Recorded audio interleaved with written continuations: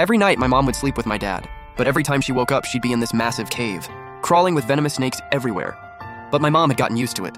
She'd grit through the pain, grab a stick, and limp her way down the mountain. After 2.5 months of this, she miraculously got pregnant. From that point on, she stopped waking up in the snake cave.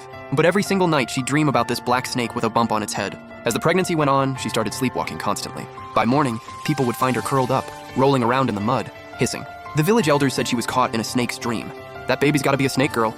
But my dad didn't care what anyone said. He just kept taking care of her. Then the day finally came for her to give birth. Venomous snakes showed up outside and completely surrounded the yard. The moment I came into this world, every snake outside bowed down to me. Then they scattered like a receding tide. My mom saw the whole thing and then died right there on that bed. The midwife took one look at me, left the umbilical cord uncut, and bolted. Because I had 2 red marks on my hands, branded by the snake deity. I was destined to be the snake deity's bride. After that, on every 15th of the month, venomous snakes would show up outside our house. No amount of Realgar powder could drive them off, not until my dad brought me out. Only after they bowed to me would they finally leave. This went on until I turned 7. A one-eyed matchmaker showed up in the village, claiming she could change my fate. My dad agreed on the spot. She took a red gecko, a silver snake, and a piece of white jade, and crushed them all together, then smeared the paste over the red marks on my wrist. Just like that, both marks vanished. Before she left, she gave us a one-horned rooster, and told me never to mention those marks to anyone. The next Dragon Boat Festival, the snakes never came back. But it wasn't over. What came next was even more terrifying. Me, the so-called snake girl. Yeah, I was pretty, but I couldn't say a single word. By the time I was 7, I finally learned to talk. First thing I said, I pointed at an old lady in the village and told her she was about to die. Everyone thought it was just a kid talking nonsense, but 3 days later that old lady was dead, and her body was covered in snakes. It happened several more times after that. The whole village said I was cursing people to death. Only a few elders, hands trembling, whispered, "This is karma." My dad beat me for it more than once. My stepmom Liu Fangyun started treating me like dirt, and my little sister Bai Mengyue couldn't stand to see me doing well. Time flew, 18 years just like that. Dragon Boat Festival was coming around again, but for some reason every night I kept dreaming about this giant black snake, just staring at me.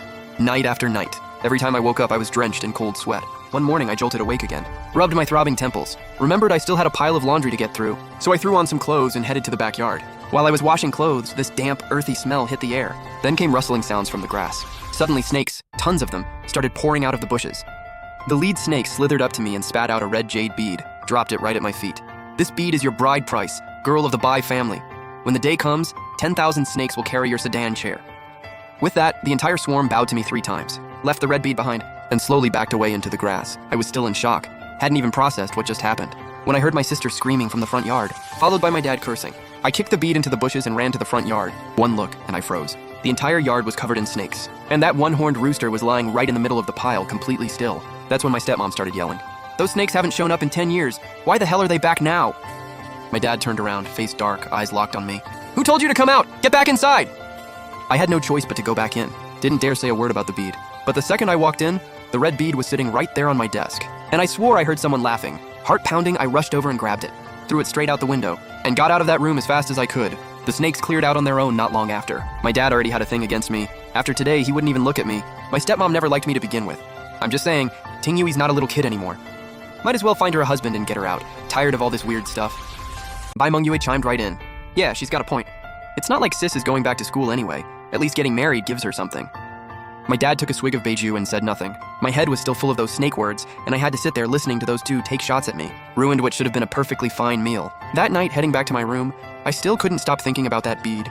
I barely pushed the door open when I saw Bai Mengyue sitting at my desk, fiddling with something. I glanced at her hand, and my face dropped. It was the bead, that hauntingly beautiful snake bead. I went pale. "Mengyue!" I snapped. "Throw that thing away, now!" I rushed over, desperate to snatch it from her. Bai Mengyue quickly hid it behind her back, then smirked at me. "Bai Tingyue, where'd you get something this pretty?" I couldn't let her know it came from a snake, so I lied. "It's not mine. Just be good and throw it away." Bai Mengyue heard that and shoved it straight into her pocket. "Not yours? I found it, so it's mine." I could see she was dead serious. I reached out to stop her. "You can't keep it. Something bad will happen." Mengyue clearly wasn't buying it. She shoved my hand away.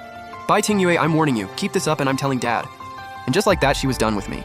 Pocket full of that bead, off to bed. For days, I kept trying to get her to throw it away. But that's just how Mengyue's always been. The more I cared about something, the more she had to have it. I just had this gut feeling the bead was going to cause trouble, so I decided to come clean to my dad about the whole thing. But before I even got the chance, on Dragon Boat Festival, someone came running to our house, saying Bai Mengyue had gotten into trouble up on the back mountain.